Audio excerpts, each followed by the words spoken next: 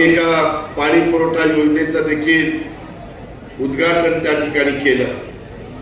बरेच दिवस तुमची सगळ्यांची मागणी होती, ती मागणी राष्ट्रवादी काँग्रेस पक्षाच्या आमदारांनी पुढाकार घेऊन पूर्णत्वाला नेली आणि आज त्याचं उद्घाटन झालं। तसंच भूमिगत गटाराचं देखील आपल्याला भूमिपूजन करायचं होतं। मोहोळ एक महत्वाचं सोलापूर जिल्ह्यातलं शहर, माझ्या पुणे सोलापूर हैदराबाद हायवेवर असणारं शहर आणि त्याच्यामुळे इथं सुधारणा झाल्या पाहिजे, तिथं सुविधा मिळाल्या पाहिजेत, इथल्या लोकांचे प्रश्न सुटले पाहिजेत।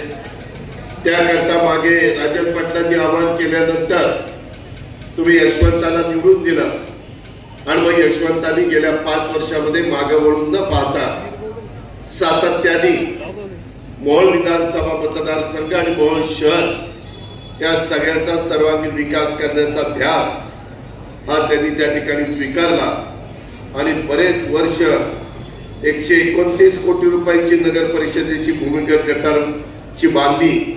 कारण मी महाराष्ट्राच्या कानाकोपऱ्यामध्ये मोहोळकरांना फिरत असतो।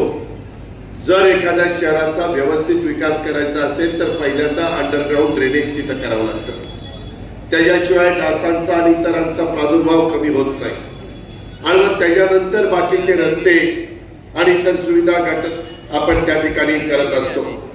ते काम आता 129 कोटी रुपयाचं आपण हातामध्ये घेतलेलं आहे आणि त्याचा शुभारंभ आज आपल्या सर्वांच्या साक्षीने झाला।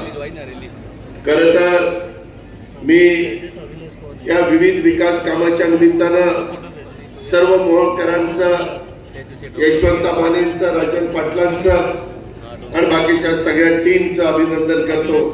यापुढे देखील मोहोळकरांना कोणत्याही प्रकारचा निधी किंवा निधीची कमतरता मी भासू देणार नाही, अशा प्रकारचा शब्द देखील मी आपल्याला सांगितला।